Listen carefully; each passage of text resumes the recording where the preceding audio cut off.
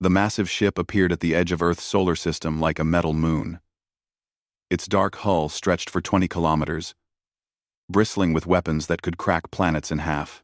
The Zephyrian dreadnought times, Eternal Dominion times, moved slowly toward Earth, its engines casting purple fire across the void. Admiral Vextar stood on the command bridge, his forearms crossed behind his back. His gray skin bore the ritual scars of 1,000 victories. Behind him, dozens of Zephyrian officers worked at their stations, preparing for another easy conquest. The holographic display showed Earth spinning peacefully in space, unaware that its time had ended. "Sir, we are in range," reported the weapons officer, her voice filled with eager anticipation. Vextar nodded slowly. "Open a communication channel to the human homeworld. Let us deliver the standard ultimatum. 1, 1, 1, 1. The communications array hummed to life. Across space, the message traveled to Earth's primitive receivers. Vextar's image appeared on screens throughout the human world, his predatory smile visible to billions of terrified people. "Humans of Earth," Vextar began, his voice carrying the weight of imperial authority. "I am Admiral Vextar of the Zephyrian Empire. Your world has been selected for incorporation into our great civilization. You have exactly 72 hours to surrender unconditionally. Evacuate your leaders to prepared zones. Disable all military installations. Any resistance will result in the complete destruction of your species." He paused, letting the words sink in. "We have conquered 847 worlds. Earth will be number 848.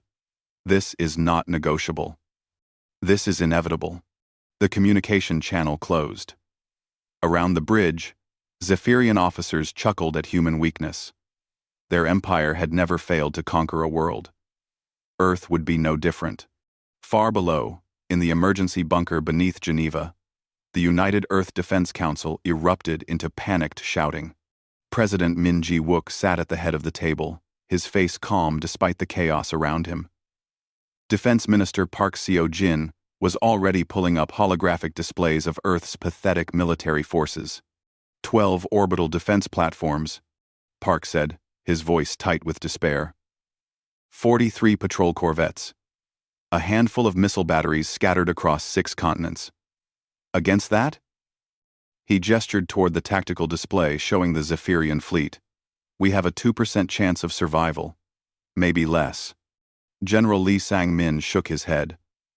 "Our weapons can barely scratch their hull plating. Their shields alone could withstand every nuclear weapon we possess." President Min raised his hand, and the room fell silent. "What about evacuation protocols?" "Impossible," replied Emergency Coordinator Kim Young-soo. "We have transport capacity for maybe 10,000 people. There are 8 billion of us." The weight of humanity's doom settled over the room like a thick blanket. Earth's greatest military minds stared at displays showing their inevitable destruction. The most powerful weapons humans had ever built looked like toys compared to Zephyrian technology. President Min stood slowly. "Prepare our official response. We will ask for mercy. Perhaps we can negotiate terms that allow some of our people to survive." What none of them knew was that 3,000 meters beneath the Pacific Ocean, another meeting was taking place. Admiral Kim Hae-soo stood before a holographic table showing the positions of every ship in the solar system. Her uniform bore no insignia that any government would recognize. The facility around her officially did not exist. "Black Fleet Command to all units," she spoke into her communicator. "Operation Dark Dawn is now active. Confirm ready status." Responses came from across the solar system. Captain Lee Chang-ho reported from his position hidden in Saturn's rings. Commander Yoon Da-hae checked in from behind Neptune's largest moon. 45 other captains confirmed their readiness from hiding places throughout the outer planets. "Admiral," said her tactical officer, Commander Park Min-jung. "All ships report green status. Weapons charged. Stealth systems optimal. The enemy has no idea we exist." Admiral Kim nodded. For 30 years, humanity had prepared for this moment. While the world above lived in peace, the Black Fleet had grown in silence. Ships built with technology that officially didn't exist, crewed by people who had given up their identities to protect their species. "What about the surface fleet?" asked Park. "They will play their role perfectly," Kim replied. "President Min knows exactly what to do. The Zephyrians must believe we are helpless." Above them, President Min was crafting humanity's official surrender. The message would be broadcast to the Zephyrian fleet in 6 hours, showing appropriate human desperation and pleading for mercy. It would be the performance of his lifetime. Admiral Vextar received the human response exactly as expected. President Min appeared on screen, flanked by his generals and ministers. The human leader looked tired and defeated, his voice shaking with barely controlled fear. "Admiral Vextar," Min began, "we acknowledge the power of your great empire. Humanity cannot stand against such might. We humbly request mercy for our people. We offer what limited resources we possess in exchange for the survival of our children." Vextar laughed, the sound echoing across his bridge. "Pathetic creatures. You offer us nothing we cannot simply take. However, your quick acceptance of reality shows wisdom.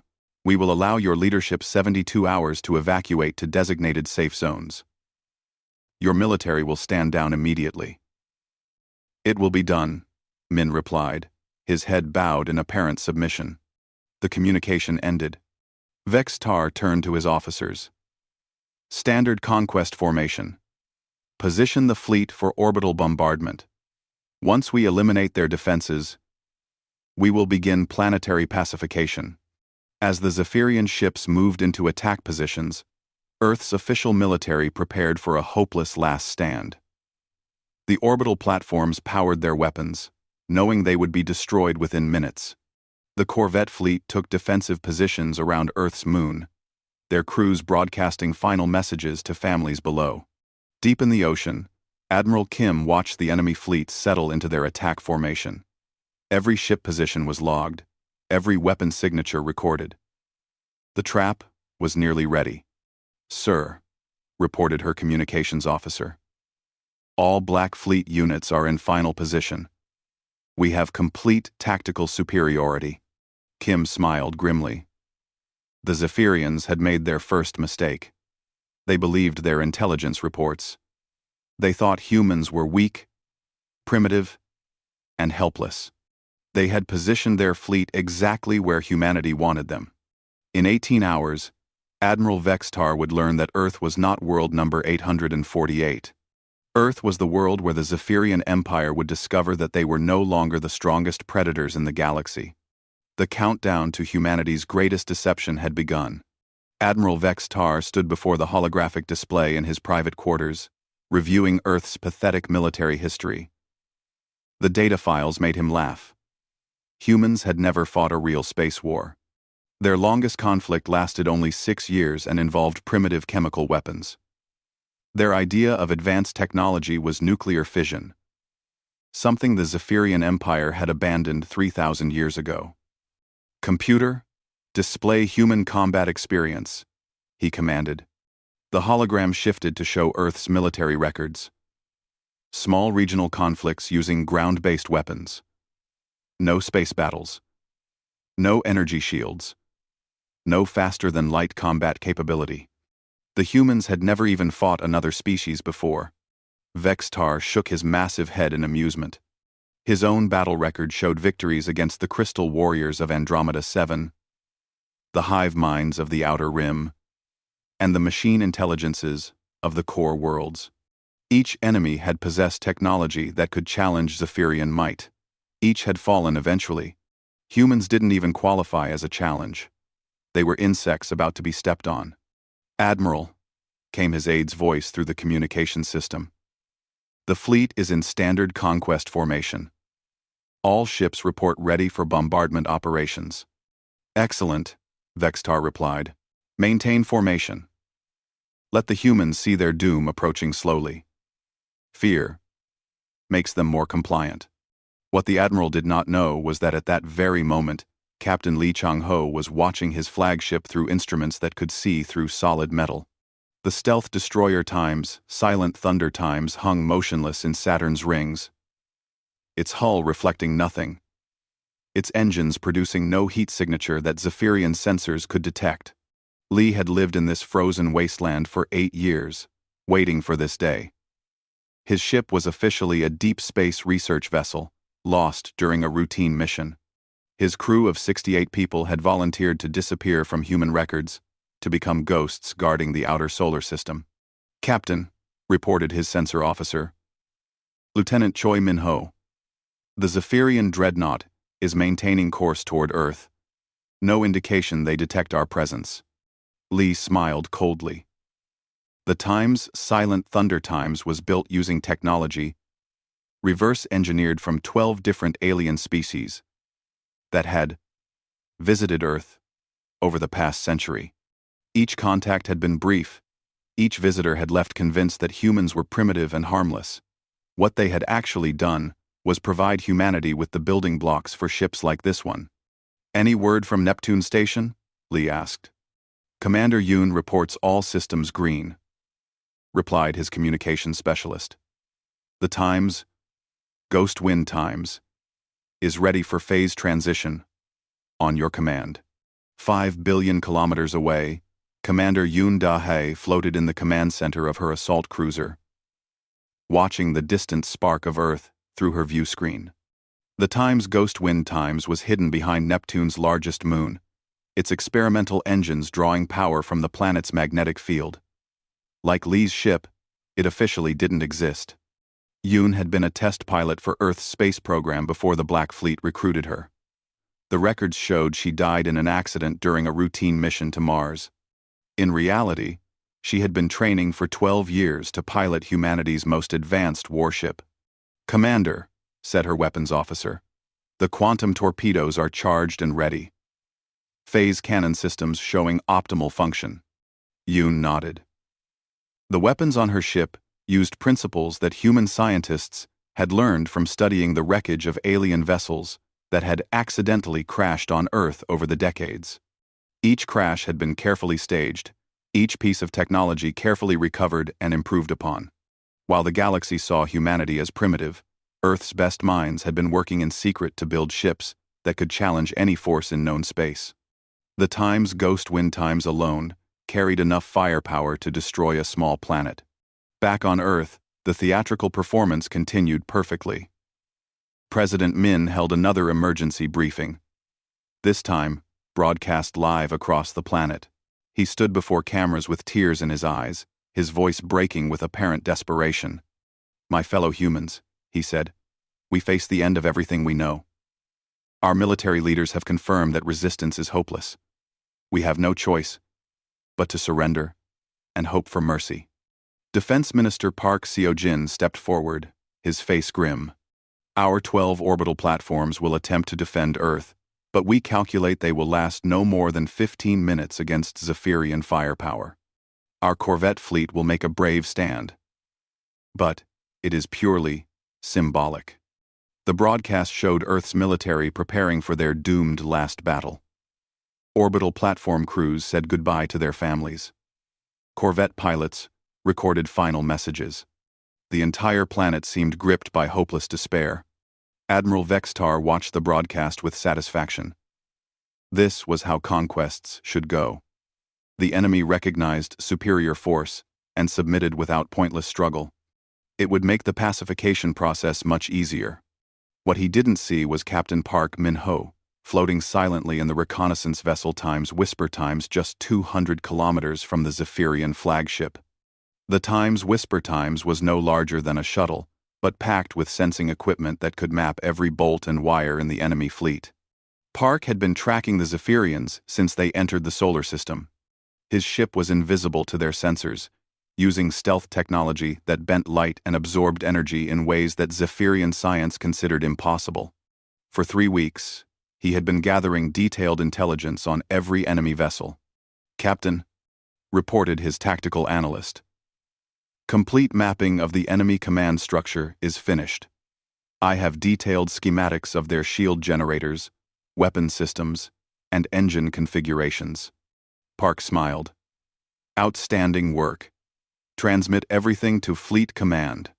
The data flowed through quantum-encrypted channels to Admiral Kim's command center beneath the Pacific. Within minutes, every Black Fleet ship had complete tactical information on their targets. The Zephyrians had unknowingly provided humanity with every piece of information needed to destroy them. Admiral Kim reviewed the intelligence reports with growing satisfaction. The enemy fleet was positioned exactly as predicted. Their formation was textbook Zephyrian doctrine, designed to intimidate primitive species into surrender. Against an enemy that could match their technology, it was tactically foolish. "Admiral," said her operations chief, Commander Jung Hae-won. "All units report ready for phase transition. We have tactical superiority in every engagement zone." "Excellent. Signal all ships. Operation Dark Dawn enters final phase in 12 hours. Across the solar system, 47 ships that officially didn't exist prepared for battle. Captains who were legally dead checked their weapons one final time. Crews that had sacrificed their identities for humanity's survival made their final preparations. The Zephyrian Empire had conquered 847 worlds using overwhelming technological superiority. They arrived at primitive planets with weapons beyond local comprehension, demanded surrender, and received it quickly. The formula had never failed. At Earth, Admiral Vextar expected the same result. His intelligence reports confirmed that humans were helpless against Zephyrian might. His sensors showed only the pathetic Earth defense fleet preparing for their futile last stand. His tactical officers had already planned the bombardment sequence that would reduce Earth's military to floating debris. As the 72-hour deadline approached, both fleets prepared for battle.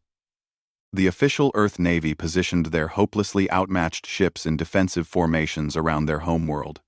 The Zephyrian fleet moved into bombardment position, confident in their overwhelming superiority.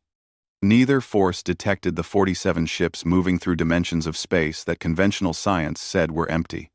The Black Fleet approached through corridors between realities, traveling paths that existed only in the most theoretical physics equations. Admiral Kim checked her chronometer. 8 hours until the deadline expired. 8 hours until humanity revealed that the galaxy's most feared empire had made a critical error. They had underestimated Earth. Admiral Vextar raised his upper right arm, signaling his weapons officer. The 72-hour deadline had expired exactly 3 minutes ago. Time to show these primitive humans the price of delaying Zephyrian conquest. "Begin planetary bombardment," he commanded. "Target their orbital defense platforms first. I want those pathetic installations destroyed before we deal with their fleet." The weapons officer's hands moved across her control panel. "Primary batteries charged and ready, Admiral. Initiating firing sequence. 2012. TROM. 2020-2012. 2020-2012. 2020-2020-2020-2020-2012. Across the Zephyrian fleet, massive energy cannons swiveled toward their targets. The Dreadnought times, Eternal Dominion times, alone, carried enough firepower to glass an entire continent. Supporting battleships and cruisers added their weapons to the devastating array aimed at Earth's defenders. On Earth's orbital platforms, human crews watched death approaching. Platform Commander Sarah Chen gripped her command chair as proximity alarms screamed throughout her station. Her platform shields were already failing under the targeting locks from dozens of Zephyrian ships. "All stations, this is Defense Platform Alpha," she broadcast to the other installations. "It has been an honor serving with you all. For Earth." The response came from 11 other platforms. "For Earth." Admiral Vextar smiled as he watched the human defense fleet break formation in apparent panic. Their small ships scattered like frightened fish, abandoning any pretense of coordinated defense. It was exactly what he expected from a primitive species facing overwhelming force. "Sir," reported his tactical officer, "the human fleet is retreating." Several ships are already fleeing toward their outer planets. Let them run, Vextar replied dismissively. We will hunt them down later. Focus on the platforms. The Zephyrian weapons fired in perfect synchronization, brilliant beams of energy crossing the void toward Earth's defenses. In 30 seconds, humanity's primary military installations would be reduced to expanding clouds of plasma and metal fragments. The energy beams never reached their targets. In the space of 5 heartbeats, everything changed. Ships materialized from apparently empty space, appearing between the Zephyrian fleet and Earth, like ghosts becoming solid. The Times Shadow Strike Asterisk, Admiral Kim's flagship, flickered into reality directly above the enemy command vessel. The massive battlecruiser Times Storm's Edge Times phased into normal space between 2 Zephyrian aircraft carriers. All around the Zephyrian formation, Black Fleet vessels revealed themselves. Ships that had been invisible, hidden in dimensions that conventional sensors couldn't detect, suddenly filled space with their presence. Admiral Vextar stared at his tactical display in complete shock. Where moments before his sensors had shown empty space, now 47 unknown vessels surrounded his fleet. The ships were sleek and angular, their hulls seeming to absorb light rather than reflect it. They carried no identifying marks, no national symbols, nothing that indicated what species had built them. Tactical report, he shouted. His tactical officer's voice shook with confusion. Admiral, I'm reading 47 ships of unknown configuration. They appeared simultaneously across our entire formation. Sensors show. This is impossible, sir. Their energy signatures are off our measurement scales. Before Vextar could respond, his communications officer reported incoming transmission. Sir, we're receiving a message. It's in our language, perfect Zephyrian military protocol. Put it through. Admiral Kim Hae-soo's image appeared on the main screen. She wore a simple black uniform with no visible rank insignia, but her presence commanded immediate attention. When she spoke, her Zephyrian was flawless, her tone carrying the authority of someone accustomed to being obeyed. Admiral Vextar of the Zephyrian Empire, she said calmly. You are surrounded. Power down your weapons and prepare to receive terms for your surrender. Vextar's forearms trembled with rage and disbelief. Surrender? You dare demand that the Zephyrian Empire surrender to? What are you? What species builds ships like these? Kim's expression didn't change. We are human, Admiral. Earth's true defense force. You have 60 seconds to comply with our demands, or we will demonstrate why your empire should have researched us more carefully. Impossible, Vextar roared. Humans are primitive. Your technology is centuries behind ours. This is some kind of trick. Kim checked a chronometer on her wrist. 50 seconds, Admiral. Vextar turned to his weapons officer. Target that ship. All batteries. Maximum power. The officer's hands froze over her controls. Sir, I'm reading massive energy buildups from all enemy vessels. Their weapons are charging to levels that... Admiral, their power output exceeds our theoretical maximums. Captain Lee Chang-ho's voice crackled through the Times, Silent Thunder's Times, internal communications. All stations, weapons free. Show these conquerors what real firepower looks like. The Times, Silent Thunder Times fired first. Its main cannon unleashed a beam of coherent energy that punched through 3 Zephyrian frigates like they were made of paper. The alien ships simply vanished, converted to expanding clouds of superheated plasma in milliseconds. Commander Yoon Da-hae's Times Ghost Wind Times fired next, its quantum torpedoes striking a Zephyrian battleship amidships. The enemy vessel's shields flared briefly before collapsing entirely. Secondary explosions rippled along the battleship's hull as its own weapon systems overloaded and detonated. All across the battlefield, Black Fleet ships opened fire with weapons that bent the laws of physics. Energy beams that should have taken minutes to recharge fired continuously. Missiles that should have been impossible to guide struck their targets with perfect accuracy. Defensive systems that should have been theoretical worked flawlessly against Zephyrian return fire. Captain Jung Hae-won commanded the battlecruiser times Storm's Edge times from its position between two Zephyrian carriers. Her ship's weapons spoke in perfect coordination, disabling both enemy vessels without destroying them. The carriers' flight bays erupted in controlled explosions as their fighters were destroyed in their launch tubes. "This is Captain Jung to Admiral Kim," she reported. "Both carriers neutralized. No casualties aboard the enemy vessels. Their crews are alive, but their ships are combat ineffective."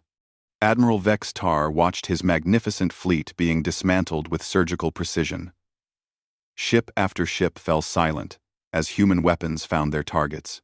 But the enemy wasn't destroying his vessels. They were disabling them, striking with impossible accuracy to eliminate weapons and engines while leaving life support intact. "Admiral," his communications officer reported, "we're receiving surrender demands from multiple human ships. They're offering medical assistance to our damaged vessels." Vex Tar stared at the tactical display showing his fleet's destruction. In less than 5 minutes, humanity had reduced the pride of the Zephyrian Empire to floating wreckage. Ships that had conquered dozens of worlds lay helpless before weapons that shouldn't exist. "Sir," his tactical officer said quietly, "recommend immediate surrender. We have no tactical options remaining." The proud admiral looked around his bridge at officers who had never known defeat. The humans had surrounded his fleet, destroyed his ships, and demonstrated technological superiority that defied every intelligence report in Zephyrian files. Admiral Kim's voice came through the communications system again. "Admiral Vex Tar, your fleet is neutralized. We can continue this demonstration. Or, you can accept our terms. Choose quickly. My captains are eager to show you what our real weapons can do." Vex Tar closed his eyes, feeling the weight of 847 conquered worlds pressing down on him. The Zephyrian Empire had never lost a battle. Until today. "Signal all ships," he said quietly. "Cease fire. Stand down weapons. We surrender to the human fleet." Around him, his bridge crew began shutting down their combat systems. For the first time in galactic history, a Zephyrian admiral was admitting defeat. The hunters had become the hunted. The conquerors had been conquered.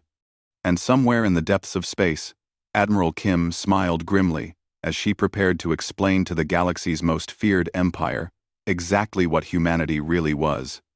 Admiral Vex Tar had never seen the inside of a prison cell. In 800 years of military service, he had always been the captor, never the captured. Now he sat in a small but comfortable chamber aboard his own flagship, technically a prisoner of an enemy that had appeared from nowhere and destroyed his fleet in minutes. The door opened with a soft hiss. Admiral Kim Hae-soo entered, carrying a data tablet and wearing the same simple black uniform that bore no insignia he recognized. Behind her came 2 human guards, who positioned themselves by the door but made no threatening gestures. "Admiral Vex Tar," Kim said, settling into the chair across from him. "I trust you are being treated well?" Vex Tar studied her carefully. She was smaller than most Zephyrians, but carried herself with the confidence of someone accustomed to command. Her dark eyes showed intelligence and experience that made him uncomfortable. "Your people have been adequate," he admitted reluctantly. "My wounded are receiving medical care. My ships are being repaired, not destroyed. I do not understand your methods. Human." Kim activated her tablet, and holographic displays filled the space between them. "Let me explain who we really are, Admiral. Your intelligence files on humanity are 300 years out of date." The first display showed Earth's solar system, but not as Zephyrian maps depicted it. Hidden installations appeared throughout the outer planets, manufacturing facilities in the asteroid belt, defense platforms around Jupiter and Saturn that had been invisible to Zephyrian sensors. "For 3 centuries," Kim began, Humanity has been preparing for galactic contact. Every species that visited Earth, every first contact mission, every exploration accident, we learned from all of them. Vextar's eyes widened as the implications became clear. You knew we were coming. We knew someone would come eventually. The galaxy is full of species like yours, Admiral. Empires that expand through conquest, that view other civilizations as resources to be harvested. We prepared for all of you. The display shifted to show technical specifications that made Vextar's blood run cold. Human ships that outclassed Zephyrian dreadnoughts. Weapons that exceeded Imperial military theory. Defense systems that rendered Zephyrian attacks meaningless. Impossible, Vextar whispered. Our intelligence reports were exactly what we wanted you to see, Kim interrupted. Every crashed exploration ship, every failed first contact, every primitive technology demonstration, all carefully staged to convince the galaxy that humanity was harmless. She leaned forward, her expression serious. While your empire conquered 847 worlds, we studied every battle report, analyzed every tactical doctrine, reverse-engineered every weapon system. You taught us how to defeat you without ever knowing we existed. The door chimed, and another human entered. He was older than Kim, wearing the uniform of Earth's official government. Vextar recognized him from the surrender broadcasts. Admiral Vextar, the man said, I am President Min Ji-wook. I believe you remember our earlier conversation? Vextar stared at the human leader. The same man who had pleaded for mercy on screen now stood before him with the bearing of a seasoned military commander. You, the surrender broadcast. You. Was a performance? Min said simply. My people are quite good actors when necessary. While you watched our desperate defense preparations, our real fleet was positioning for your destruction. Admiral Kim brought up another display. This one showing the current positions of both fleets. The Zephyrian vessels hung helpless in space, their weapons disabled, but their crews alive. Black Fleet ships surrounded them in perfect tactical formation. Your empire has a choice to make, Kim said. You can continue your conquest policies and face the full might of humanity's real military. Or, you can learn to coexist with species that refuse to be conquered. Vextar's mind reeled. Everything he knew about galactic power structures had just been proven false. The most feared empire in known space had been defeated by a species they considered primitives. What do you want? He asked quietly. Peace, Min replied. But not surrender. Cooperation between equals. Your empire has technology and knowledge that could benefit all galactic civilizations. Humanity has resources and capabilities that could enhance your people's lives. We prefer alliance to conquest. Halfway across the galaxy, Emperor Zixthul received Admiral Vextar's impossible battle report in his throne room on the Imperial capital world. The massive Zephyrian ruler read the tactical analysis 3 times before summoning his council of generals and advisors. This cannot be accurate, declared General Mordak, Supreme Commander of Imperial forces. Humans are a primitive species. Our intelligence files are definitive. High Admiral Kexvor, architect of 200 conquest campaigns, studied the battle recordings with growing alarm. The weapon signatures are unlike anything in our databases. These ships use technology that exceeds our theoretical maximums. Emperor Zixthul's 6 eyes focused on the tactical displays showing his fleet's complete defeat. In 9,000 years of Imperial history, no Zephyrian force had ever suffered such total destruction. How many ships did they reveal? He asked. 47 confirmed vessels, reported Intelligence Director Vixnall. But Admiral Vextar believes this represents a fraction of their true capabilities. The humans are calling it their Black Fleet, apparently a secret force that has existed for centuries. The Emperor's massive frame shifted uneasily on his crystal throne.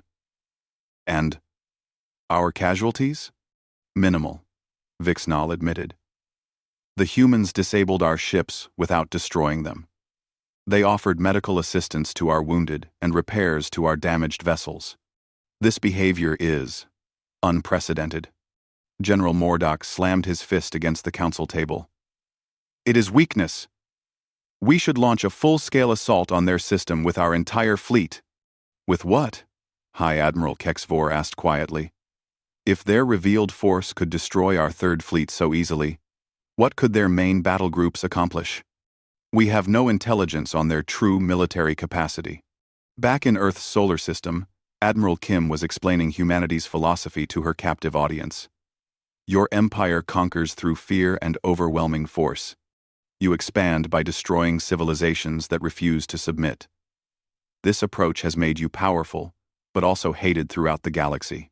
She activated another display showing star maps of former Zephyrian territories. 43 rebellion movements are currently active in your conquered systems. 67 worlds have requested intervention from neutral powers to gain independence. Your empire is collapsing from within because you rule through oppression. Vex-Tar studied the intelligence reports with growing comprehension. The humans knew more about Zephyrian internal politics than most imperial governors. Humanity offers an alternative, President Min continued. Instead of conquest, cooperation. Instead of exploitation, mutual benefit. Instead of fear-based compliance, willing partnership. And if we refuse? Vex-Tar asked. Admiral Kim's expression hardened. Then you will discover that the 47 ships you face today represent approximately 2% of humanity's actual military capacity. The Black Fleet you encountered was our reconnaissance force, Admiral. Our main battle groups are somewhat larger. Add. The implications struck Vex-Tar like physical blows. If humanity's scouts could destroy his fleet so easily, what could their actual military accomplish? Your government has 7 standard days to respond to our proposal, Min said, standing to leave. We hope wisdom will prevail over pride, Admiral. The galaxy has room for both our civilizations to prosper. As the humans left his quarters, Vex-Tar stared at the tactical displays showing his defeated fleet. For the first time in Imperial history, the Zephyrian Empire faced an enemy they could not defeat through military force. The galaxy was about to change in ways that no one could predict. And at the center of that change sat a small blue world whose inhabitants had just announced their intention to reshape the balance of power among the stars. The age of easy conquest was ending. The era of negotiated coexistence was about to begin. Emperor Zixthul had ruled the Zephyrian Empire for 3,000 years. In that time, he had overseen the conquest of 200 worlds and the expansion of imperial territory across 12 star systems. He had never faced a decision like the one that now confronted him in his throne room. The massive crystal chamber housed the Empire's greatest military minds, all studying holographic displays that showed the impossible defeat at Earth. General after general recommended the same response: massive retaliation with the full Imperial fleet. We cannot allow this insult to stand, declared General Mordock, his scarred face twisted with rage. Launch the 1st, 2nd, and 4th fleets immediately. Reduce their system to asteroid debris. High Admiral Kexvor shook his head grimly. With respect, General, that approach assumes our main fleet could succeed where the 3rd fleet failed so completely. The humans demonstrated technological superiority that our best scientists cannot explain. Intelligence Director Vixnall activated a new set of displays showing deep space surveillance recordings. Your Imperial Majesty, our long-range sensors have detected massive energy signatures throughout the human solar system. Whatever fleet we faced represents a tiny fraction of their true capabilities. The Emperor's 6 eyes studied the intelligence reports in silence. For the first time in Imperial history, the Zephyrian Empire faced an enemy that could not be defeated through superior force. What does the human government propose? He asked finally. Formal peace negotiations, Vix now replied. They request a meeting aboard a neutral space station to discuss what they term cooperative coexistence between galactic powers. General Mordak snorted in disgust. Negotiation is surrender by another name. The Empire does not negotiate with primitives. These primitives just destroyed our finest fleet in 5 minutes, High Admiral Kexvor observed quietly. Perhaps our definition of primitive needs adjustment. Meanwhile, at the neutral trading station times Harmony's edge times in the Rigel sector, Captain Choi Sun-mi prepared for the most important diplomatic mission in human history. The seasoned xeno-diplomat had spent 30 years studying galactic cultures, learning their languages and customs in preparation for this moment. Her team included Admiral Kim, President Min, and Dr. Lee Yeon-soo, humanity's foremost expert on Zephyrian psychology. The station's meeting chambers had been configured to accommodate both species, with environmental controls adjusted for Zephyrian physiology. Remember, Dr. Lee briefed the team, Zephyrians respect strength above all other qualities. They view mercy as weakness, unless it comes from a position of overwhelming power. Admiral Vextar's reports will have established our military superiority, so now we can afford to show magnanimity. Admiral Kim reviewed tactical displays showing Black Fleet positions throughout local space. If they attempt treachery, we're ready, but I believe they're too smart to risk further confrontation. 3 days later, the Imperial delegation arrived aboard the massive diplomatic vessel Times. Eternal Wisdom ***. Emperor Zixthul himself led the mission, accompanied by High Admiral Kexvor and a full diplomatic staff. The presence of the Emperor signaled that the Empire took these negotiations seriously. Captain Choi greeted the Imperial delegation in the station's main conference chamber. She spoke perfect formal Zephyrian as she welcomed them. Your Imperial Majesty, humanity honors your presence here. We hope these discussions will benefit both our civilizations. Emperor Zixthul studied the human diplomats carefully. Like Admiral Vextar, he was struck by their calm confidence. These beings showed no fear of imperial power, no awe at meeting the galaxy's most powerful ruler. Captain Choi, the Emperor replied in accented English. Your people have demonstrated capabilities that our intelligence services failed to detect. We come here to understand your intentions. Admiral Kim activated holographic displays showing star maps of Imperial territory. Our intentions are simple, Your Majesty. We want to end the cycle of conquest and oppression that has dominated this galaxy for millennia. The displays showed rebellion statistics throughout Zephyrian space, independence movements gaining strength across dozens of worlds, and the growing instability that threatened to tear the Empire apart from within. Your current expansion model is unsustainable, President Min explained diplomatically. Governing through fear requires constant application of force. Eventually, the cost of maintaining control exceeds the benefits of conquest. High Admiral Kexvor studied the tactical analyses with professional interest. What alternative do you propose? Cooperative alliance, Captain Choi replied. Your empire possesses advanced manufacturing techniques, energy technologies, and transportation systems. Humanity offers resource development capabilities, biotechnology, and defense systems. Together, we could benefit both civilizations without conquest. Dr. Lee presented psychological profiles, showing how voluntary cooperation produced better economic results than forced compliance. Free citizens work harder, innovate more effectively, and contribute greater economic value than enslaved populations. Emperor Zixthul considered the proposals carefully. The human data was compelling, but 3,000 years of imperial tradition resisted such radical change. And if we refuse? He asked. Admiral Kim's expression remained neutral. Then you will face the full military capacity of the Terran Defense Force. What you encountered at Earth was our advance reconnaissance element. Our main battle fleets are significantly larger. The threat was delivered without emotion. As simple statement of fact. The Emperor understood that humanity possessed the power to destroy his empire, but chose negotiation instead. You could conquer our territory easily, Kexvor observed. Why offer partnership instead? Because conquest creates enemies, President Min replied. Partnership creates allies. We prefer a galaxy full of friends to one full of fearful subjects. Over the following weeks, negotiating teams worked out the details of what would become known as the Terran-Zephyrian Cooperative Accords. The agreement established humanity and the Empire as equal partners in galactic affairs, with mutual defense clauses and extensive trade provisions. More importantly, the accords included provisions for the gradual transition of Zephyrian-conquered territories to independent status.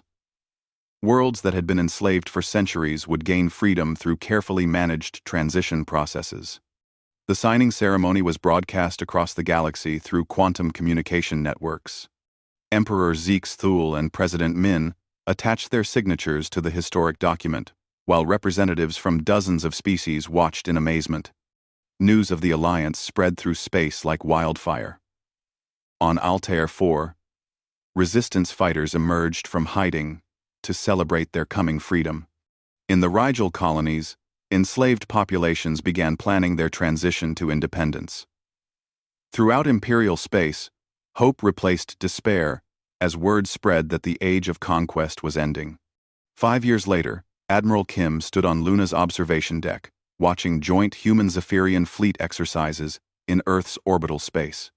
The former enemies now coordinated their forces to protect trade routes and maintain galactic peace. Captain Junghae-1 commanded the Mixed Species Task Force from her new flagship, the Times Harmony Asterisk. Her crew included both humans and Zephyrians, working together as equals. The sight would have been impossible just years earlier. Admiral, reported her communications officer, we're receiving the final independence ceremony broadcast from the Vega system. That makes 207 former Imperial worlds now operating as free governments. Kim smiled as she watched Zephyrian and human ships conducting joint training maneuvers. The galaxy was learning that cooperation produced better results than conquest.